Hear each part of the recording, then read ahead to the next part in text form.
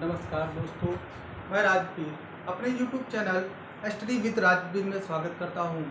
दोस्तों, हम लोग पर्यावरण के बारे में पढ़ रहे थे। पर्यावरण के लिए हमने पढ़ा था, पर्यावरण संबंधित महत्वपूर्ण एक्ट अधिनियम पढ़ रहे थे कि पर्यावरण को संतुलित करने के लिए या पर्यावरण को बचाने के लिए हमारे और सरकार के द्वारा या विश्व में कौन कौन से संगठन चल रहे हैं, कौन कौन से संगठन बनाए गए हैं जो हमारे पर्यावरण से संबंधित है। इन पर्यावरण संबंधित संगठनों के बारे में हम लोग अध्ययन कर रहे थे। उसी का आज हम दूसरा भाग है। दोस्तों, हम लोग बात कर रहे हैं पर्यावरण के बारे में, तो हम लोग आज विशेष टॉपिक पर चर्चा करने वाले बहुत ही महत्वपूर्ण टॉपिक है।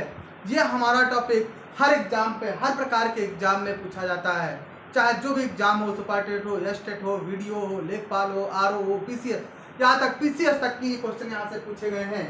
तो आइए दोस्तों, आज हम इस पर चर्चा करते हैं और उम्मीद करते हैं कि आप लोगों को इस वीडियो के माध्यम से बहुत सटीक जानकारी मिलेगी जो हमारी परीक्षा के लिए बहुत ही महत्वपूर्ण है। दोस्तों, हम लोग बात कर रहे थे पर्यावरण के अधिनियम के एक्ट के बारे में। तो सबसे पहला आज हम पढ़ेंगे NEA। पहला हमारा एक्ट है NEA। NEA का पूरा नाम है नेशनल एनवायरनमेंट एजेंसी। क्या नाम है?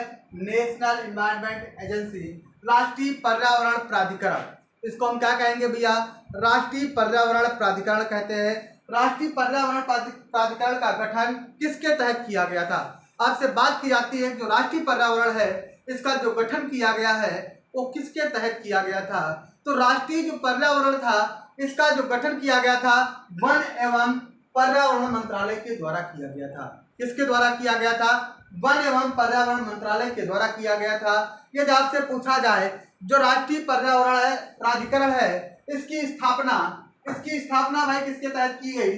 तो राष्ट्रीय अपीली प्राधिकरण अधिनियम 1997 के तहत। किसके तहत की गई भैया? इसकी स्थापना राष्ट्रीय अपीली प्राधिकरण अधिनियम 1997 के तहत स्थापना की गई।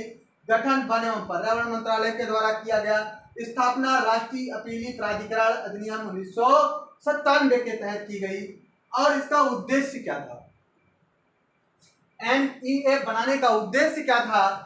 जो इसका उद्देश्य था, पर्यावरण संरक्षण अधिनियम 1986 के तहत प्रतिबंध हेतु, मतलब पर्यावरण 1986 के तहत जो प्रतिबंधित किए गए क्षेत्र थे, किसी भी उद्योग के संचालन की श्रेणी के संबंध में अपील की सुनवाई करना।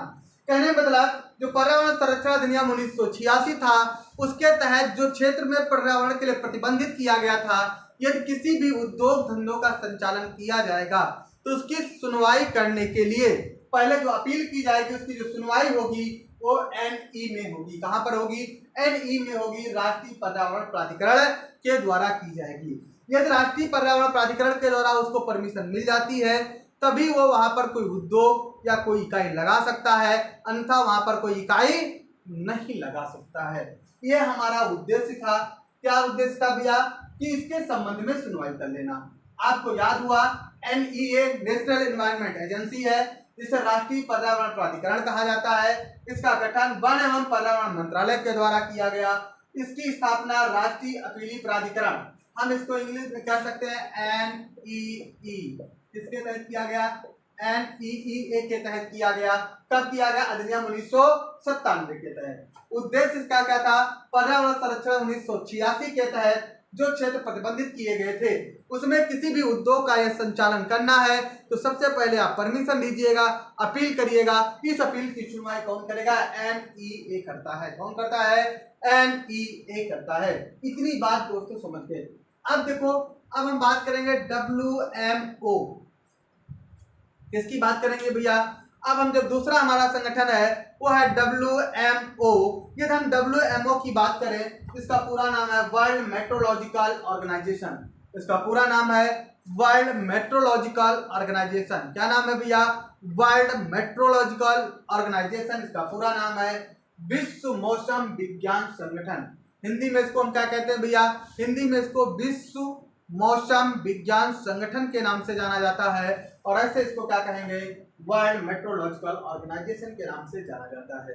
तो जो WMO है, ये भैया किसकी एजेंसी है? तो जो WMO है, ये संयुक्त राष्ट्र की एजेंसी है। कहने मतलब WMO संयुक्त राष्ट्र संघ के अंतर्गत कार्य करता है। भैया किसके अंतर्गत कार्य करेगा? तो ये WMO के अंतर्गत है। किसके अंतर्गत कार्य करेगा? संयुक्त राष्ट्र संघ, यूनाइटेड नेशन के अंतर्गत ये कार्य करेगा। इसका कार्य क्या है भैया?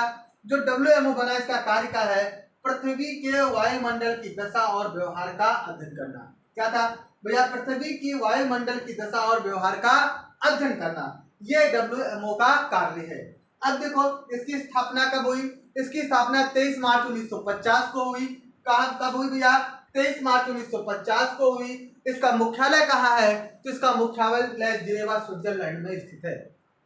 इजाज़त से कहा जाए WMO का मुख्यालय कहाँ पर है? तो इसका जो मुख्यालय है वो जिनेवा स्विट्जरलैंड में है।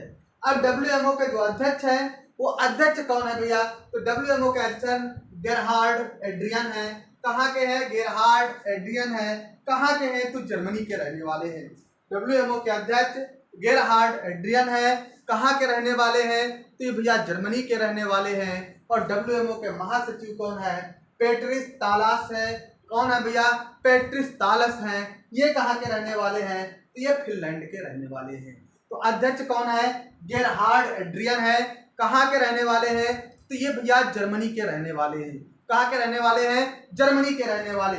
और महासचिव पूछा जाए तो पेटेरिस कौन है भैया? पेटरी तालस है। ये कहाँ के रहने वाले हैं? फिनलैंड के रहने वाले हैं। अब देखो भैया, अब आगे बात किया जाए, ये भैया अंतरराष्ट्रीय, अब 17 मार्च 1951 को अंतरराष्ट्रीय मौसम विज्ञान संगठन का नाम बदलकर क्या रख दिया गया? विश्व मौसम विज्ञान संगठन के नाम से जाना जाने लगा। 17 मार्च 1951 को अंतरराष्ट्रीय विज्ञान मौसम संगठन, अंतरराष्ट्रीय मौसम विज्ञान संगठन का नाम बदला गया। और क्या नाम रखा गया भैया? इनका नाम रखा गया विश्व मौसम विज्ञान संगठन के नाम से जाना जाने लगा। तो यहाँ पर बात देखो क्या? WMO वर्ल्ड मेट्रोलॉजिकल ऑर्गेनाइजेशन था, विश्व मौसम विज्ञान संगठन था। किसकी एजेंसी है? संयुक्त राष्ट्र की एजेंसी है। इसका कार्य क्या है? इसका भैया कार्य है कि पृथ्वी की वायुमंडल दशा और व्यवहार का अध्ययन करना है। किसका अध्ययन करना है? जो पृथ्वी की वायुमंडल की दशा है और उसमें होने वाले परिवर्तन है या उनका जो क्रियाकलाप है, जो एक्टिविटीज है, जो व्यवहार है, उनका अध्ययन करना, इसका WMO का कार्य होता है। इसकी स्थापना 23 मार्च 1950 को हुई। कब हुई? 23 मार्च 1950 को हुई। इसका मुख्यालय जिनेवा स्विट्जरलैंड में है। अध्यक्ष गेरहार्ड एड्रियन है, जर्मनी के रहने वाले हैं। और महासचिव पेटेरी तालस हैं, फिनलैंड के रहने वाले हैं। अब देखो 17 मार्च 1951 को अंतरराष्ट्रीय मौसम विज्ञान संगठन का नाम बदलकर विश्व मौसम विज्ञान संगठन कर दिया गया। क्या कर दिया गया भैया? विश्व मौसम विज्ञान संगठन कर दिया गया। उसके बाद देखो दूसरी अगली एजेंसी है EPA। अगला एक संगठन है, एजेंसी है। कौन सी है भैया? EPA। अब देखो जब EPA की बात आई तो हम EPA के बारे में बात करें तो इन्वायरमेंटल प्रोटेक्शन एजेंसी है। इसका क्या नाम है भैया? इन्वायरमेंटल प्रोटेक्शन एजेंसी है। पर्यावरण सुरक्षा अधिनियम या प्राधिकरण, पर्यावरण सुरक्षा प्राधिकरण के नाम से जाना जाता है। भैया इसकी स्थापना 2 दिसंबर 1970 को की गई। कब की गई भैया? 2 दिसंबर 1970 को की गई। राज्य किसकी एजेंसी है? संघीय एजेंसी कहाँ की है? तो USA की है। प्लस संयुक्त राष्ट्र अमेरिका की एक एजेंसी है। कौन? EPA। ये कहाँ की भैया है? संयुक्त राष्ट्र अमेरिका की एजेंसी है। और इसका मुख्यालय कहाँ पर है? तो इसका मुख्यालय वाशिंगटन DC में है। मुख्यालय कहाँ पर है? वाशिंगटन DC में है। मुख्यालय वाशिंगटन DC है। एजेंसी USA की है। स्थापना 2 दिसंबर 1970 को हुई थी। कहने मतलब पर्यावरण को बचाने के लिए, किसको बचाने के लिए भैया? पर्यावरण को बचाने के लिए संयुक्त राज्य अमेरिका ने EPA की स्थापना की थी। किसकी स्थापना की थी भैया? EPA की स्थापना की थी। इसका संबंध किससे है? मानव तथा पर्यावरण से। नंबर 1 किससे? मानव से। नंबर 2 पर्यावरण से। तो इसका काम क्या होता है? मानव तथा पर्यावरण के संबंधी नियमों के निर्माण व प्रवर्तन से। कहने मतलब मानव पर्यावरण के संबंध में नियम और कानून को बनाना तथा उनको लागू कराने का कार्य किसका है? EPA एजेंसी का है। किसका है भैया? EPA एजेंसी का है। इतनी बात आप लोग समझ गए होंगे। यहाँ पर हमने 3 अधिकरण की बात की, 3 अधिनियमों की, महत्वपूर्ण अधिनियम की बात की। उसके बाद आज हम देखेंगे कुछ क्वेश्चन आपके लिए लाए हैं जो कि बहुत ही महत्वपूर्ण क्वेश्चन है। तो सबसे पहला क्वेश्चन, विश्व मौसम विज्ञान दिवस कब मनाया जाता है? पहला क्वेश्चन है विश्व मौसम विज्ञान दिवस कब मनाया जाता है?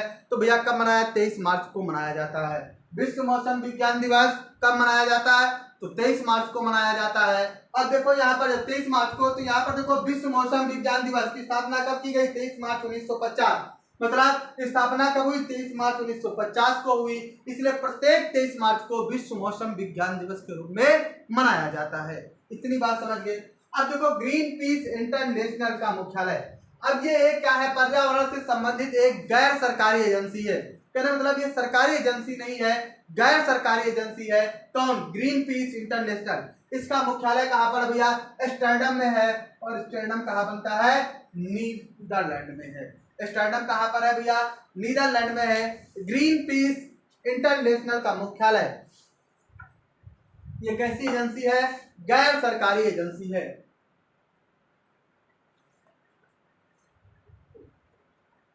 तो ये भैया कैसी? गैर सरकारी एजेंसी है। अब देखो इसका मुख्यालय आपसे पूछा जाता है तो कौन है? एम्स्टर्डम नीदरलैंड में है। अब देखो यहाँ पर ग्रीन पीस इंटरनेशनल, कहने मतलब ये पर्यावरण से संबंधित है लेकिन ये सरकारी नहीं है।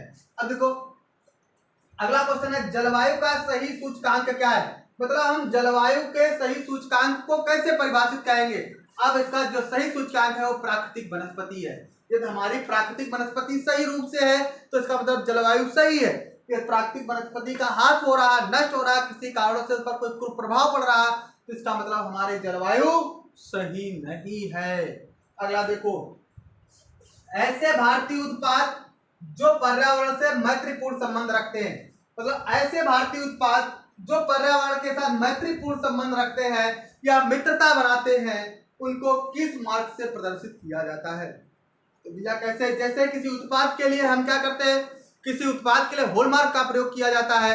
ठीक उसी प्रकार पर्यावरण में जो ऐसे उत्पाद होते हैं जो इकोलॉजी होते हैं या पर्यावरण से मैत्रीपूर्ण संबंध रखते हैं, उनको इको मार्क से प्रदर्शित किया जाता है। उनको क्या दिया जाता है? इको मार्क का निशान दिया जाता है। और ये कब से लागू किया गया? तो ये भैया 1991 से लागू किया गया। कब से लागू किया गया भैया? 1991। तो इको मार्क कब से लागू किया गया? 1991। इको मार्क किनको दिया जाता है? ऐसे भारतीय उत्पादों को दिया जाता है जो पर्यावरण के लिए मैत्रीपूर्ण संबंध रखते हैं। अगला है, सिविलाइजेशन एंड क्लाइमेट नामक पुस्तक के लेखक कौन है? अगला क्वेश्चन है, सिविलाइजेशन एंड क्लाइमेट नामक पुस्तक के लेखक कौन है? तो कौन सा है? एल्सवर्थ हंटिंगटन है। कौन है? हंटिंगटन है। एल्सवर्थ हंटिंगटन है। एल्सवर्थ हंटिंगटन है। किसके लेखक है? सिविलाइजेशन एंड क्लाइमेट नामक पुस्तक के लेखक है। अगला देखो भैया, तो इस पुस्तक के लेखक कौन है? एल्सवर्थ हंटिंगटन है। ये कौन सी पुस्तक है? Civilization and Climate. अगला देखो, अगला क्वेश्चन है, विश्व पर्यावरण दिवस कब मनाया जाता है? विश्व पर्यावरण दिवस कब मनाया जाता है? तो भैया विश्व पर्यावरण दिवस कब मनाया जाता है? 5 जून को मनाया जाता है। आपको पता है बहुत बार क्वेश्चन पूछा जाता है कि विश्व पर्यावरण दिवस। अब ये देखो भैया, ये टेट एग्जाम के लिए तो बिल्कुल रामबाण समझ लो, एकदम माना जाता है कि ये बहुत बार ही पूछा गया क्वेश्चन है। अब देखो विश्व पर्यावरण दिवस कब मनाया जाता है भैया? 5 जून को मनाया जाता है। अब इसी जगह आपसे यदि कह दे, अगला क्वेश्चन कह दे कि प्रथम बार विश्व पर्यावरण दिवस कब मनाया गया, तो प्रथम बार विश्व पर्यावरण दिवस कब मनाया गया? 5 जून 1973। तो पहली बार कब मनाया गया? 1973 में मनाया गया था। कब मनाया गया भैया? 1973 में। ऐसे प्रत्येक बार विश्व पर्यावरण दिवस कब मनाया जाता है? तो 5 जून को मनाया जाता है भैया। कब मनाया जाएगा? 5 जून। अगला क्वेश्चन देखो, हीलियम, आर्गन, रेडान, नियान, ये कैसी गैसें है भैया? नोबल गैसें है। कैसी गैसें है? नोबल गैसें है या अक्रिय गैसें है, जो कहाँ पाई जाती है? वायुमंडल में पाई जाती है। जो कहाँ पाई जाती है? वायुमंडल में पाई जाती है। इनमें से कौन सी ऐसी नोबल गैस है जो वायुमंडल में नहीं पाई जाती है? आपको बताना है इनमें से कौन सी ऐसी गैस है जो वायुमंडल में नहीं पाई जाती भैया। तो इसमें रेडान एक ऐसी गैस है जो वायुमंडल में नहीं पाई जाती है। कौन सी गैस भैया वायुमंडल में नहीं पाई जाएगी? तो देखो रेडान गैस एक ऐसी गैस है जो वायुमंडल में नहीं पाई जाती है। अगला क्वेश्चन, शुष्क हवा में नाइट्रोजन कितने प्रतिशत पाया जाता है? अगला क्वेश्चन है, शुष्क हवा में नाइट्रोजन कितने प्रतिशत पाया जाता है? तो भैया शुष्क हवा में जो नाइट्रोजन होता है वो कितने प्रतिशत होता है? 78.08% पाया जाता है। शुष्क हवा में नाइट्रोजन कितने प्रतिशत होगा? 78.08% नाइट्रोजन पाया जाता है। तो शुष्क हवा में पूछा जाए तो 78.8, वायुमंडल में पूछा जाए सबसे ज्यादा क्या पाया जाता है तो भी नाइट्रोजन ही पाई जाती है। अगला देखो, धरातल से कितनी ऊंचाई तक CO2 कार्बन डाइऑक्साइड गैस मिलती है। आपसे क्वेश्चन किया गया है कि धरातल से पृथ्वी से लेकर कितनी ऊंचाई तक हम चले जाएं तो जहां पर कार्बन डाइऑक्साइड गैस हमको मिलेगी और उससे ऊपर जाने पर कार्बन डाइऑक्साइड गैस हमको नहीं मिलती है। तो भाई कितनी ऊंचाई तक हम चले जाएं तो हमको CO2 प्राप्त होगी। तो भैया धरातल से 20 किलोमीटर की ऊंचाई तक जाने पर हमको CO2 गैस प्राप्त हो जाती है। कहने मतलब क्या है कि यदि हम धरातल से 20 किलोमीटर की ऊंचाई पर चले जाएं तो हमको CO2 गैस मिलती रहेगी और उससे ज्यादा यदि हम ऊंचाई पर जाते तो हमको CO2 गैस नहीं मिलेगी। क्या होगा? CO2 बिल्कुल नहीं मिलेगी। तो स्थल से लेकर 20 किलोमीटर के बीच में कौन सी गैस होती है? CO2 गैस पाई जाती है। अगला क्वेश्चन, ओजोन परत की सर्वाधिक मोटाई किस ऋतु में पाई जाती है? क्या आपसे पूछा जाता है ओजोन परत की जो सर्वाधिक मोटाई होती है वो कब होती है? तो भैया कब होगी? बसंत ऋतु में ओजोन परत की सर्वाधिक मोटाई पाई जाती है। अब ओजोन परत की भैया क्या होता है? ओजोन परत में कितने ऑक्सीजन के कण मिले होते हैं? तो 3। ओजोन में कितने होते भैया? तो 3 से क्या कहा जाता है? O3 के नाम से जाना जाता है। किस नाम से जाना जाता है? O3 के नाम से जाना जाता है। अगला देखो, फिर कहा गया हरे फेफड़े किसको कहा जाता है? अगला क्वेश्चन है हरे फेफड़े किसको कहा जाता है? तो हरे फेफड़े भैया किसको कहा जाता है? वनों को हरा फेफड़ा कहा जाता है। किसको हरा फेफड़ा कहा जाएगा?